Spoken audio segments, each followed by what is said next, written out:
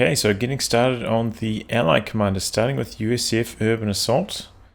Rear Echelon Rifle Grenades. This ability has been introduced as an interesting alternative to flamethrowers while serving a similar role of anti-garrison / cover positions. So Rear Echelon can be upgraded with this, costs 60 munitions, locks out minesweepers. In terms of stats, similar but perhaps better than the ones from the fighting position. Do less damage like in the near, but larger AoE on the far. Also carry more of the AoE on the far, so even if your opponent dodges them a little bit, unless they dodge them early, potentially should be pretty strong. And then range 35, 20 minimum. So 35 is like the usual max range for infantry. It's how far they can see, how far they can shoot. And then 20 minimum. So if your opponent closes the distance, this is going to be useless. But you know, that range is also very good because flamethrowers, you do have to run up to a garrison or run up to a heavy cover position. Whereas this one, you can just fire away from long range. So I think this is a really cool ability and I look forward to testing it out. Oops, I accidentally started recording a little bit late, but they've already taken one rifle grenade. So you can see the range on this is quite long. Now they have to close in a little bit.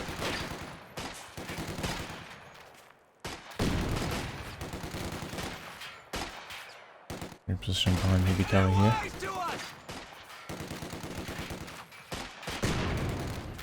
So it looks like the scatter on them, I don't know, maybe based on the time, it's hard to tell. Yeah, that's certainly not like lethal killing power. And it looks like they may have some inaccuracies or something, based on the numbers at least. Yeah, there we go. That one connects. So yeah, it seems like there's a little bit of scatter on these grenades. They seem to be a little bit wayward. And yeah, overall their performance seems a little bit underwhelming against the squad behind heavy cover.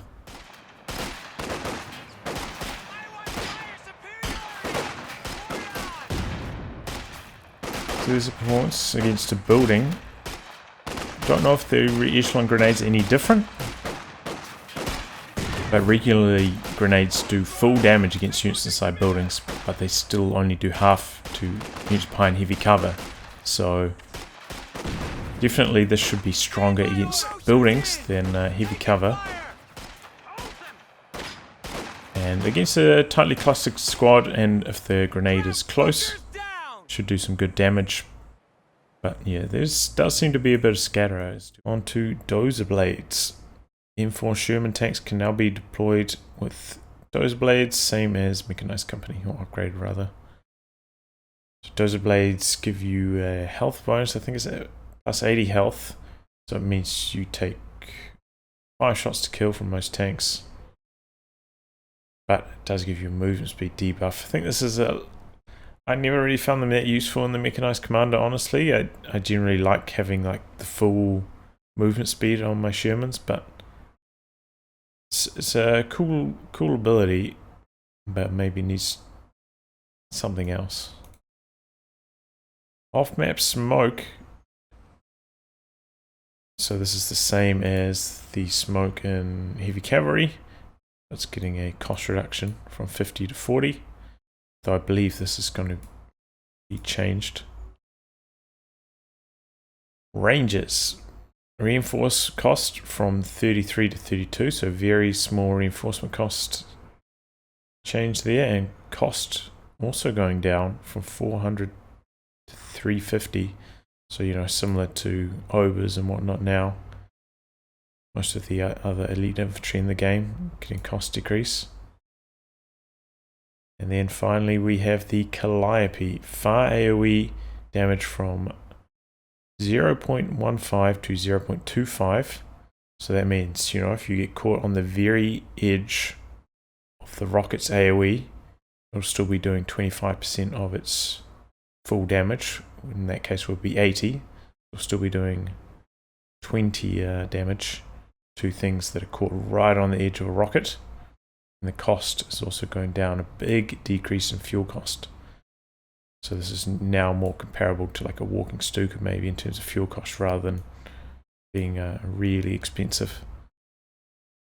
So yeah, small buffs to the Calliope there. Definitely needed some buffs. We'll see how it gets on in the mod. This could, this kind of change could make quite a big difference to fire AoE, especially if like a lot of rockets are connecting in a quick succession. Could make it a lot more lethal. Certainly it's going to make it just a lot better in general, a lot more affordable. So first up we're going to do a Calliope close to max range. There's some units in here. See how it goes. Crew, get on it. Shake a leg. Let's go. Bring these guys forward for some scouting info.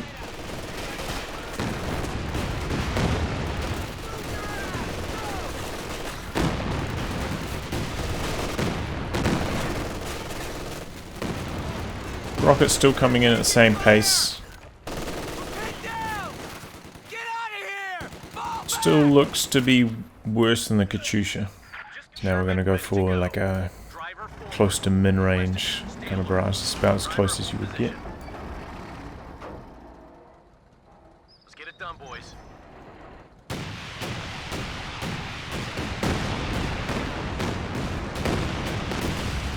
Oh, hitting the building there.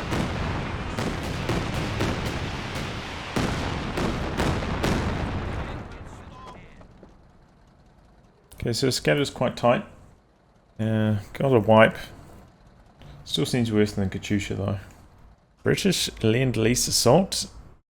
Assault sections gives infantry sections the assault section upgrade. Requires platoon command post. So I guess that's tier 1. I don't know. I can't remember the names of British tech structures. Costs 70 munitions, gives the squad 2 Thompson SMGs, Sten guns with assault engineer grease gun stats, number 77 white phosphorus grenades, and removes the out of cover penalties. So that's a lot of changes. So keeping in the Lend-Lease theme, they get some Thompsons with the Stens, so overall going to be very close range. White phosphorus grenades should be, kind of similar to incendiary grenades, but of course white phosphorus will also block vision, so definitely different to incendiary grenades. Flush units out of cover, but you can't just no-brainer lob them at everything because you might not be able to shoot through the smoke at your enemy after that. And grants an additional 5% received accuracy, so that should help them close the distance without taking too much damage. So overall, big change here to assault sections. We have to test them out. 5-man sections at the moment are just so overwhelmingly powerful that it seems hard to replace them with assault sections. Okay, so here we're testing out the infantry section, the 4-man assault Tommies, closing in against some grenadiers out in the open.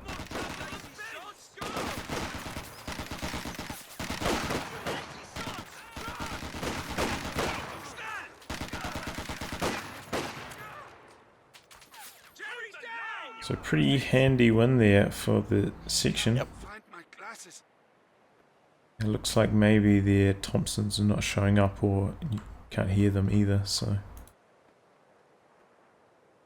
if you're confused, that's probably why.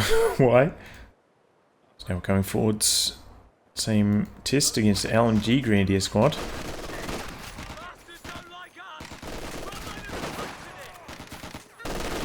Definitely took a little bit more damage on approach. Whoop.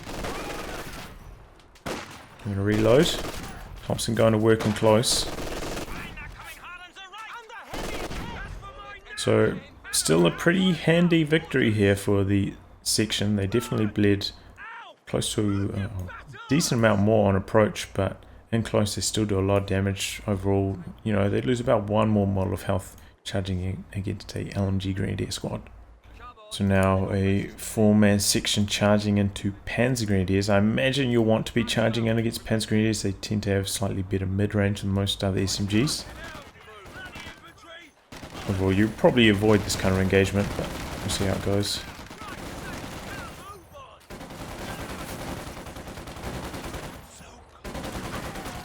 So yeah, that was really bad for the Tommies. They got slaughtered. Peagrams did way too much damage on approach. But yeah, as I said, I don't think you want to try and take that kind of engagement with them generally. You saw that, you just back away, try to come in from a different angle. So here we've got the 5-man upgraded section now, also going to charge into the Peagrams, see how that goes. If that makes enough of a difference.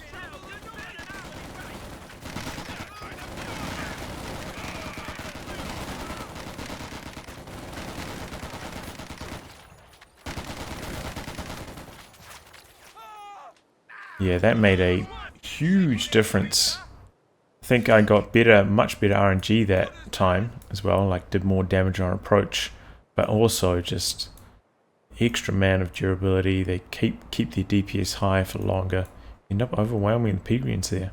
So I'm going to run that test again against the Peagrams just in case that was RNG.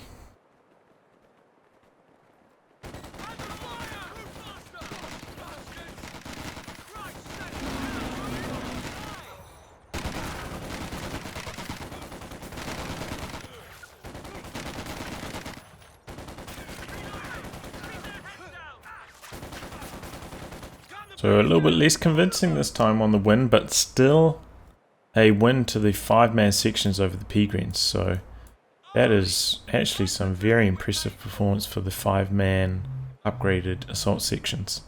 Remember, with this though, you cannot get healing. It blocks out the healing upgrade, so you're going to have to build a forward assembly with the healing upgrade. Here's a look at the grenade range as well. There's the Mills Bomb grenade range. There's a white phosphorus grenade range, so exactly the same. What it looks like. White phosphorus.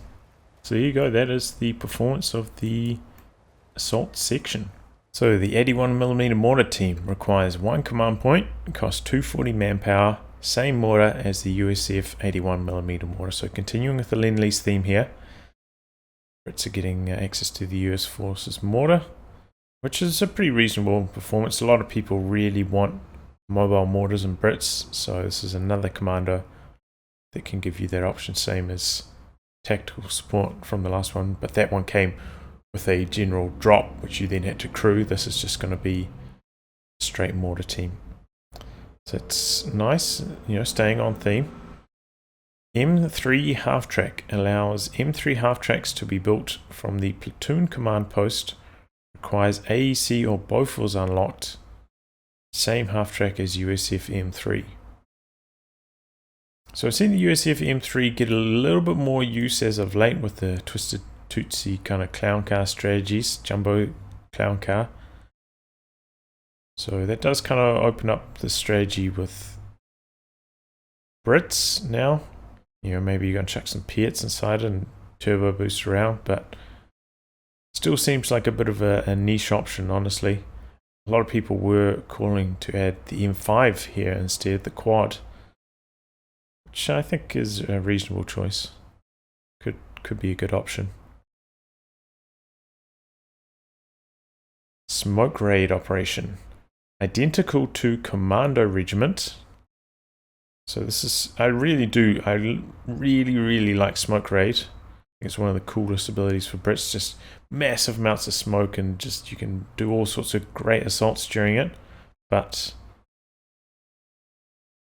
I think this may be getting changed because there's already a mortar team with this that can provide you with smoke. That's one of the most common uses of the US Forces mortar, dropping smoke. So this may get changed out because of the availability of the mortar team in this commander. And then finally, the M10 can be built from company command post, same stats as the USF M10. So that's really powerful. Yeah, USF M10 is just like so efficient, like for its cost, for its stats, just really smashes Panzer IVs for breakfast and Strugs as well. So gives you an option. You know, the Firefly is quite expensive. What is it, like 155 fuel? So this coming in, I think, at 80 fuel. It's like such a bargain. So if you're strapped for fuel, this gives you an option to put the hurt on your opponent with the M10, which is, you know, very fast, good penetration, decent rate of fire, very mobile and strong tanks. So now we're going to take a look at the Soviet Airborne Commander. SVT drop requires 1 command point, drops a crate at the target position that can be picked up by infantry, grants the squad that picks it up 3 penal battalion SVTs, takes up 1 weapon slot. This for me is like a little bit underwhelming. Like, I think weapon drops kind of cool in airborne, which is good, but SVT drop, I mean, they only get 3 SVTs, and SVTs aren't even that strong, honestly. We can take a look here. We've got the penal battalion SVT. So as you can see here, 5.1 up close, and then 1.8 at the max range. So we take a look at some other weapons. So riflemen, the Garands, 6.7, so a massive improvement over penal rifles, and then 1.7. So that is like very slightly worse at long range, but significantly better in close. So there's no way you would ever pick these up on your riflemen. And then we'll take a look at Tommies. So Tommies up close, basically the same. You know, penals 5.1, so tiny, or 5.2, tiny bit better up close. But then long range here, 2.9 long range plays 1.8. So there's no way you're going to ever pick them up on your Tommies. So it's basically never going to get picked up by your teammates. And then we take a look even at just the regular guards Mosin. We've got 4.7 close, 1.4 far. So we got 5.1 and 1.8. So it is a decent amount better than the Mosin, but since it takes up a slot, you're never going to want to get this over DPs really. So, well, I don't think you will, at least. So it seems very limited in its applications and perhaps not even that strong. Okay, so here's the performance of the SVT conscripts against Grenadiers. Long range. Traditionally a pretty bad range for conscripts against Grenadiers. Tend to lose, though they can occasionally win. So if SVTs can make a difference. So this is kind of a good engagement for me because one model is quite far forward, so it seems like most of the conscripts are fighting against one model at a time, so I get a couple good model drops there early.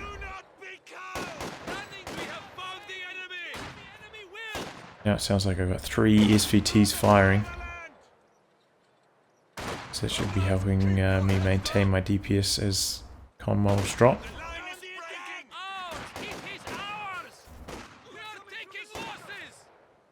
So a pretty convincing win to the conscripts there at long range against just unupgraded Grenadiers. This costs 45 munitions. So I suppose you would hope for that result. Okay, so now we're going to just get the conscripts running in against Grenadiers that are out in the open. With the SVT upgrade. Comes with the SVTs.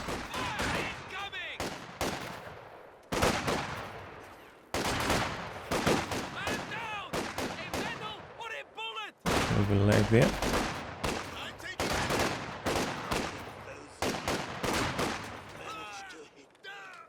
Didn't seem to be that effective closing the distance on the move there.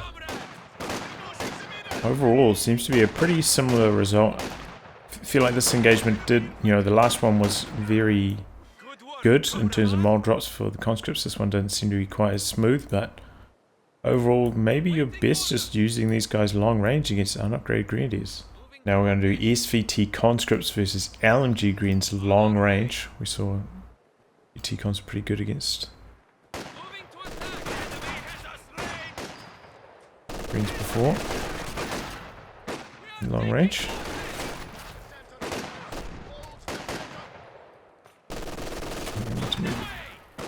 move a little bit closer there. A couple of those green mods weren't even firing after I dropped a couple mods off the front of the squad.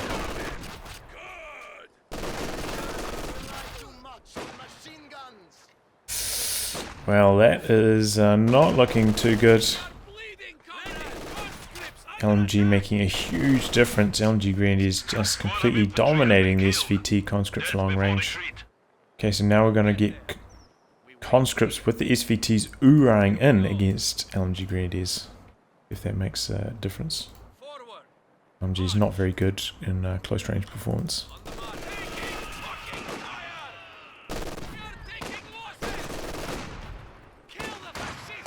I dropped about 2 models on approach there. Now we're in close. Let's see if the SVTs can take over. So yeah, it looks like conscripts are going to squeak out a victory here.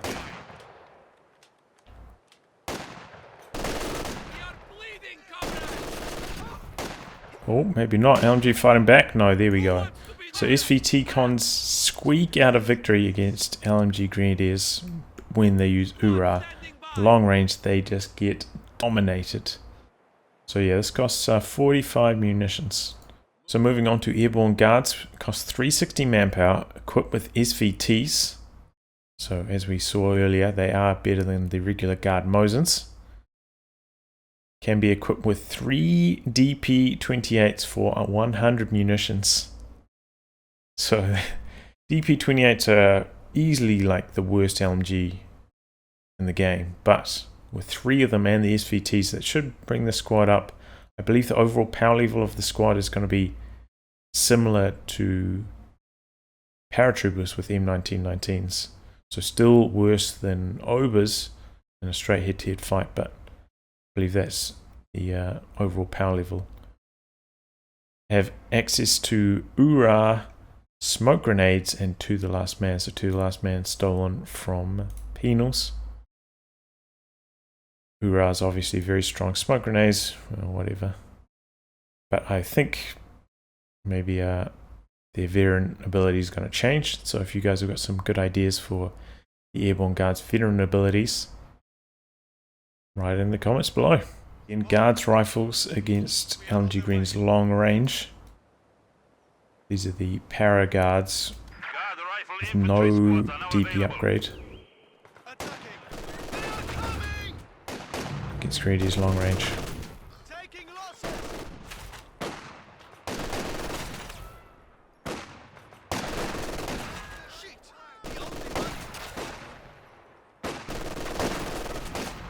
So Grenadiers getting some good model drops here, not dropping for a long time.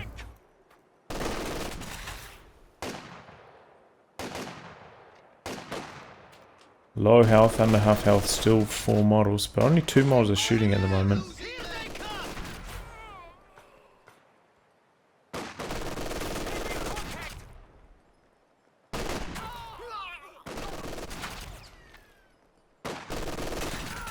So I think the guy's got slightly bad RNG on this occasion, but clearly you don't want to be using your guards at max range against LMG Greens unless you're in a superior cover position. Looks like the LMG Greens are going to win those engagements. So pre-LMG upgrades, these guards not to be fought against LMG Greens long range. So we're going to run that back. Unupgraded guards oorahing in against LMG Greens.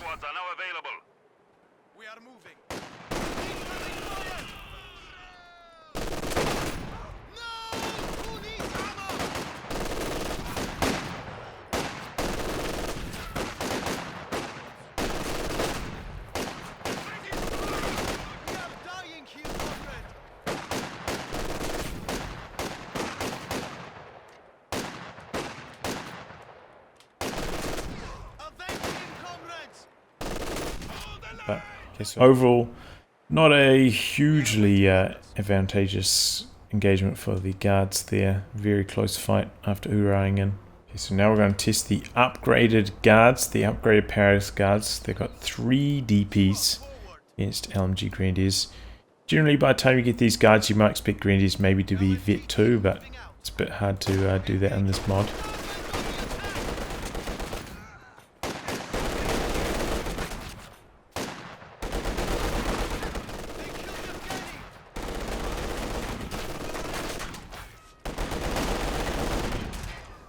So that is a dominating performance. The triple DP guards with the SVTs just overwhelming the LMG Greens. As I said, the LMG Greens would tend to be Vet 2 by the time you get these guards in, or very close to it. But that was a very impressive performance for the squad. Okay, so now we're going to test the upgraded guards against upgraded Obers long range.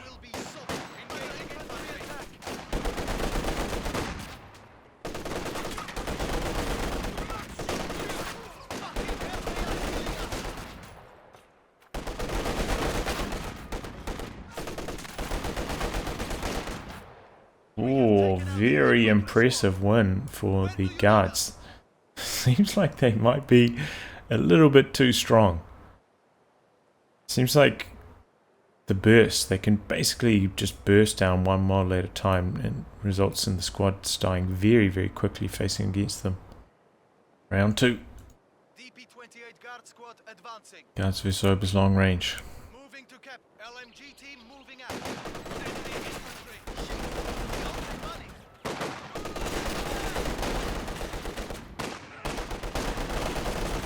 We are dying here, comrade.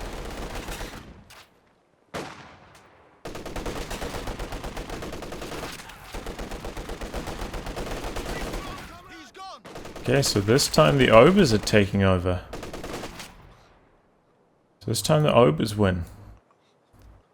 So as you can see there, they do seem more like, you know, that was a pretty convincing win for the Obers, and last time was a pretty convincing win to the guards. So they do seem to be quite evenly matched. Kind of just comes down to model drops. Last time the guards just chopped down model really quickly, dropped the DPS of the Ober squad very rapidly, as well as the LMG had to switch models quite a few times. This time the Obers take control. Alright, we're going to run this one more time since the results were so different each occasion. LMG guards against the Obers. We'll take it. That's enemy infantry has our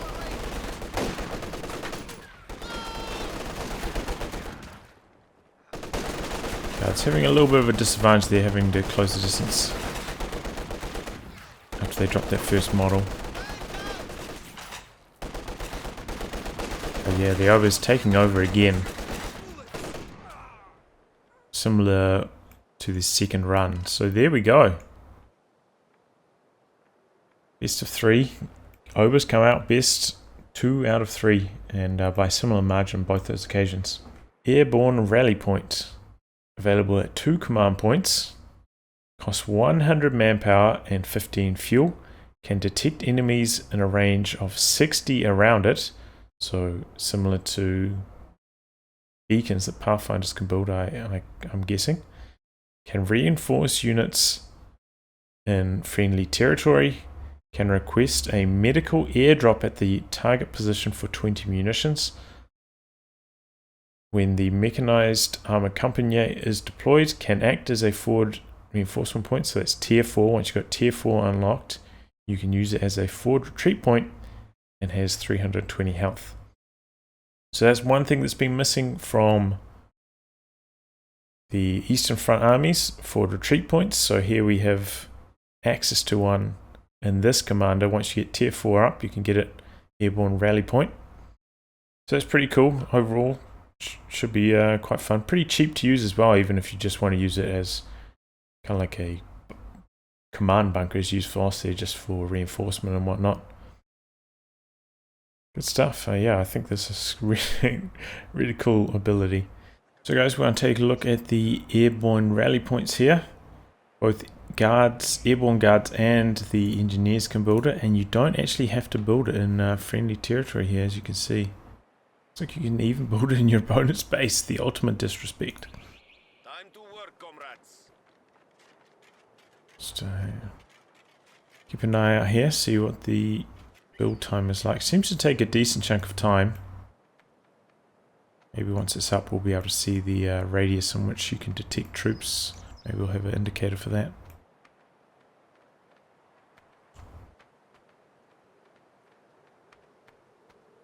It's done. We're going. Okay, so it seems to have its own sight radius, and that seems to be slightly longer than infantry sight radius, or maybe it's the same. Seems to be about the same. Drop in some meat crates, see what happens. Border treatment, remember, unlocks under tier 4, but I'm not going to demonstrate that because it's quite hard to get to tier 4 in these mods.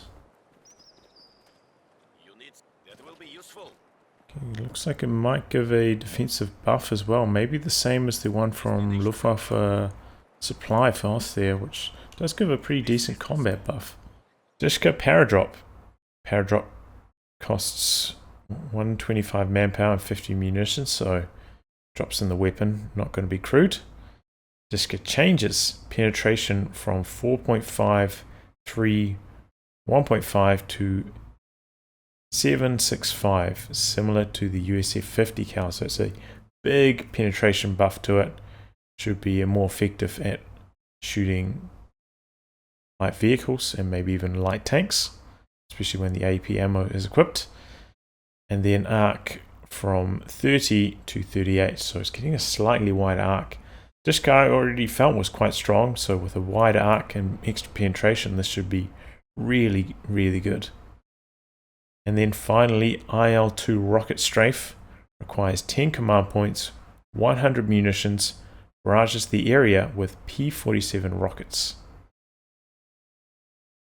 So I believe this is just a pass, similar to the pass in maybe close air support for us there, just like a one pass in a line should be, you know, if you target it well, you can do a lot of damage to your opponent's tanks. Kind of depends on your positioning on the map, I imagine, because generally with these kind of planes, if you're very close to the center of the map, the plane takes a long time to arrive, gives your opponent plenty of time to dodge, so they're not that effective. But then on the edges of the map, they can be very effective when the plane hits the field really rapidly. Okay, so now we're going to test the IL-2 Sturmovik rocket run. Got a tank over here. Bring it in.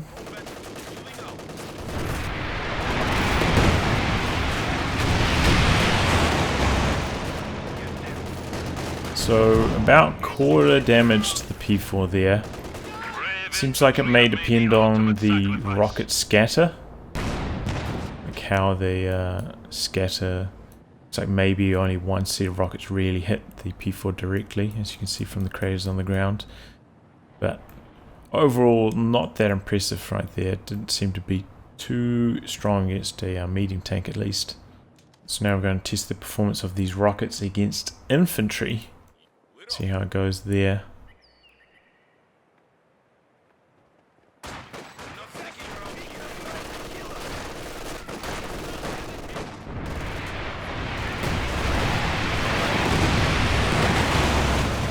So yeah, seem to be quite strong against infantry. I noticed a couple of them hit the building on the way in there, so you're going to have to be careful on your targeting. But yeah, it looks like they could quite easily wipe infantry and team weapons. More powerful than quite a few anti-infantry strafes. But I suppose they don't do pinning, so that is the other side of the ability. Airborne Commander. I think I probably like this the most out of all the Allied commanders.